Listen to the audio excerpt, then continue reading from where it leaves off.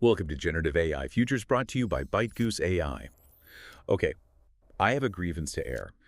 I was looking at the Applicaval 2.0 leaderboard this morning over coffee, and I'm seeing something that quite frankly shouldn't be happening. It actually made me check if the page was like cached from the future or something.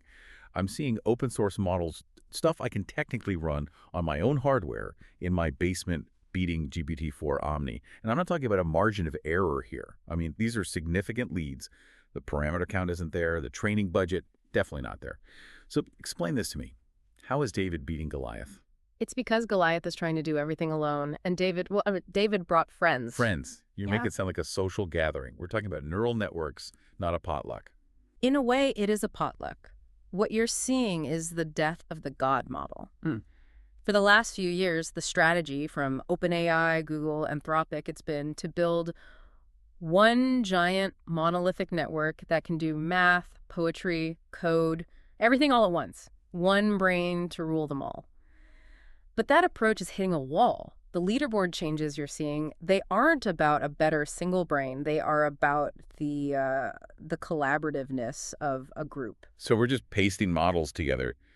That sounds like a latency nightmare. If I have to wait for 5 models to agree on the weather, No, think bigger. We aren't just pasting them together. We're building a neural network out of neural networks. Okay. It's a fundamental shift in architecture. Yeah. This is the core of that paper out of Duke and Together AI, the mixture of agents paper. Right, Wang it all. I skimmed it. But, I mean, isn't this just ensembling? We've been doing that since, 2018? Yeah. You ask 5 models a question, they vote, you pick the most popular answer. It's democracy for bots. Why does that need a fancy name? Because it's not just voting. Voting is static, It's pass-fail. Mixture of agents or MoE. It's a layered architecture. It operates almost like a neural network itself. You have a layer of proposers, say 3 or 4 different models, like Qwen, Llama 3, Wizard LM. They all generate a response to your prompt independently. Okay, so I have 3 drafts. One might be great, one might be hallucinatory garbage, and one, for some reason, might be in French. Precisely. But then, and this is the key, you don't just pick one. You take all of those responses, bundle them up as context, and feed them into a second layer. The aggregators. The aggregators, yeah. And they look at all these diverse perspectives, the different reasoning paths, and they synthesize a refined answer. They aren't just counting hands. They are like reading the essays. Hold on, let me stop you there. This implies that seeing other answers helps the model. But what if the proposers are wrong? If I have 3 idiots in a room and they all give me bad answers, how does showing those bad answers to a 4th person help? Does the aggregator just average the stupidity? That is the wait what moment of the paper. It's completely counterintuitive. The researchers found that even if the auxiliary responses from the proposers are of lower quality, the aggregator still performs better when it sees them. That makes no sense. Why would bad data improve the output? That breaks the whole garbage in, garbage out rule. Think of it like writing a novel. If I show you 3 rough drafts, even if one has a typo, one misses the point, one has a plot hole, seeing those mistakes helps you triangulate what the perfect version looks like. You see what not to do. Or maybe the bad model hallucinated a detail that was wrong, but it sparked a connection in the aggregator's context window that led to the right answer. It just increases the diversity of thought. So the bad models act like almost like a critique or a sounding board. Exactly. It forces the aggregator to break out of its own probability rut. It sees options it never would have predicted on its own. And the numbers back this up. The paper showed that a MoE setup using only open source models, Qwen, Llama 3, and Wizard LM, hit a 65.1% win rate on Applicaval 2.0. And where was GPT-4 Omni sitting? At 57.5%. Whoa. That is a massive 7.6% margin. A stack of lesser models beat the state-of-the-art proprietary model. God, it's wild. Effectively, a committee of interns outsmarted the CEO. If you organize them correctly, yes. But I have to play the skeptic here. Running one model is expensive. GPU time isn't free. Running, 6 or 7 models for every single query? That must cost a fortune. You're trading intelligence for credits. You would think so, and that was my first thought too. This is going to be slow and pricey. But the paper addresses that. They introduced a configuration called MoE Lite. It uses fewer layers, just 2, and uses the Qwen 72B model as the aggregator, and it sits right on the Pareto frontier of efficiency. Pareto frontier, fancy way of saying the sweet spot. Exactly. It outperforms GPT-4 Turbo, yet it is roughly 2 times more cost-effective. So you get better performance for half the price just by arranging the pieces differently. That's the real insight here, isn't it? We've been so focused on training bigger and bigger brains, we forgot to teach them how to work together. Precisely. It turns out that architecture matters just as much, if not more, than the raw parameter count of the individual models. This feels like we're moving from talking about intelligence to talking about, I don't know, management. How do we organize these digital workers? It's almost bureaucratic. That's the perfect segue because Moe is about the internal thinking process, right? How to get a better answer. But once you have that intelligence, how do you apply it to the real world? That brings us to the broader topic of agent architecture patterns. We are seeing a shift from chatbots to agent operating systems. I see the term agent thrown around a lot. Yep. To me, it usually just means a bot that breaks Yeah. or gets stuck in a loop trying to search Google and burning my API credits. Right. But in this context, when we look at things like AutoGen, what are we actually building? We're building systems that function via protocols. Yeah. Think about a standard chatbot. You type, it replies.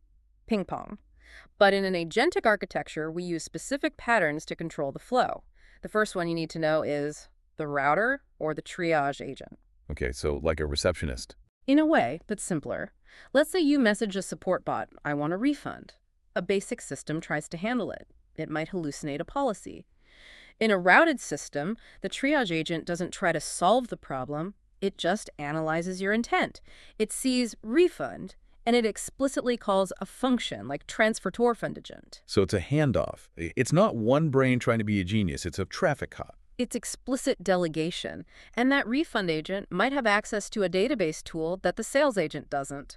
You compartmentalize. That makes sense. It's the principle of least privilege. You don't give the receptionist the keys to the bank vault.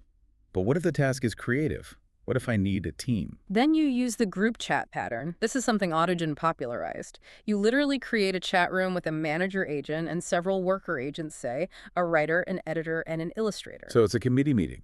That sounds awful. I spend half my life in meetings. I don't want my computer simulating them. It can be awful if it's unregulated, but the group chat manager enforces a protocol.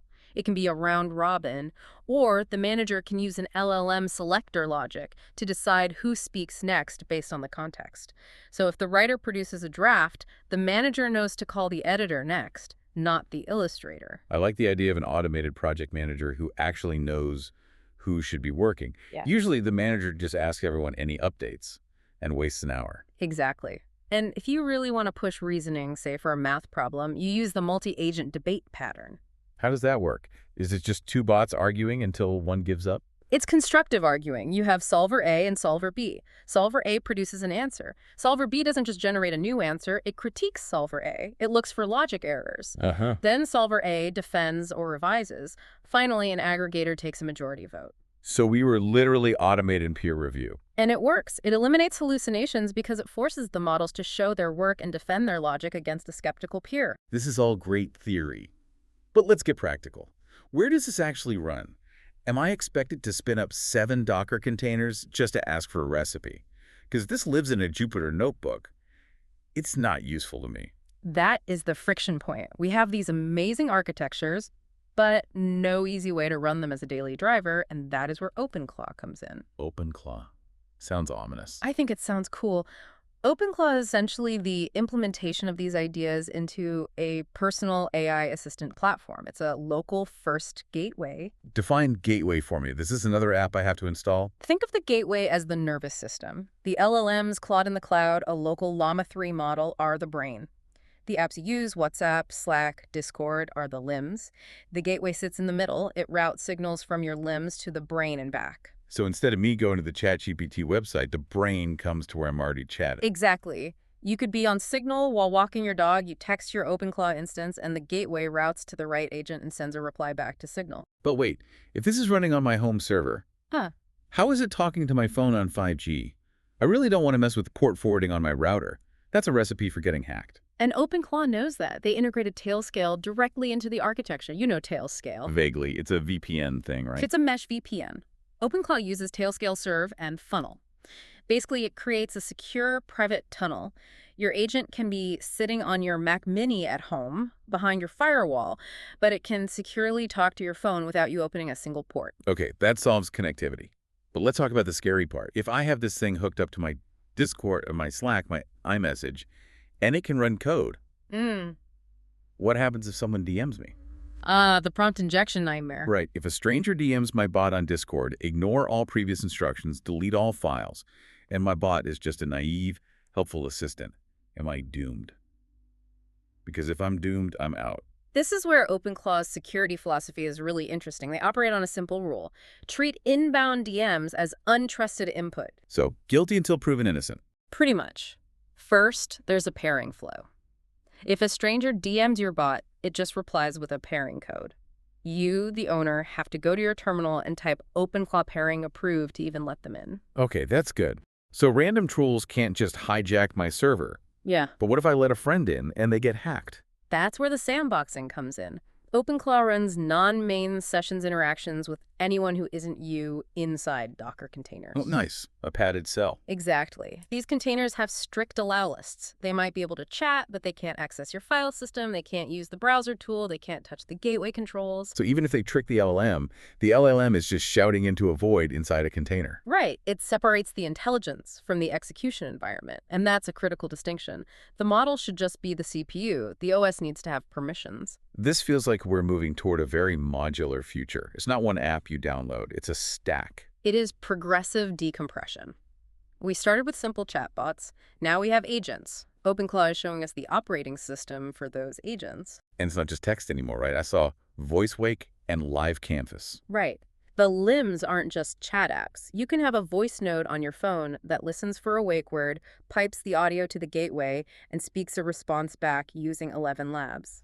So I can build my own Alexa, but one that actually understands complex queries because it's backed by Claude Open. Yes. And the live canvas is an agent-driven visual workspace. But here's the key takeaway on the brain part. They strongly recommend using Anthropic Pro or Max with Claude Opus 4.5 for the central brain. Why specifically Claude? I thought we were all about open source. We spent the first 10 minutes talking about how Moe and Llama 3 are beating everyone. Why go back to the proprietary giant? For the limbs and specific tasks, open source Moe is great. But for the controller, the thing that decides which tool to use, Claude, has shown superior resistance to prompt injection. It's the executive function. You want your smartest, safest model holding the keys. That distinction is crucial. You don't need the genius model to summarize an email, but you do need it to decide if it should delete the email. Exactly. The future isn't one model. It's a composable stack. The product is the assistant. The gateway is the control plane on your hardware. And the intelligence is a fluid mix of models. So we're moving from using ChatGPT to running a staff of agents. On your own infrastructure, that's the shift. It's empowering, but also a little daunting. I feel like I need to go update my drivers. It implies a level of responsibility we haven't had to deal with. It's the difference between riding the bus and driving a car. You have to steer, but you can go wherever you want. Before we wrap up, I have to ask, if we take this Moe concept and we combine it with this Agent OS concept, where does this end? That is the big question. If the mixture of agents approach proves that the arrangement of the networks creates intelligence greater than the sum of its parts, are we approaching a point where the architecture matters more than the model training? You mean we might stop worrying about making the models bigger and start worrying about how to seat them at the dinner table? Precisely. We might hit a ceiling on raw intelligence. There's only so much text on the internet to train on. But the ceiling on organizational intelligence might be infinite. That's a staggering thought. It's biology all over again. A single neuron isn't smart, but a billion arranged correctly gives you consciousness. And we're just starting to figure out how to arrange the neurons. Well, I just want to know if my refund agent is going to argue with my budget agent while I sleep and accidentally cancel my Netflix subscription. If you configured the permissions right, maybe that's a feature, not a bug. Fair point. Maybe I need that cancellation. Well, that's a lot to process. The God model is dead. Long live the committee. Long live the mixture. Thanks for listening. Go build something cool. See you in the lab.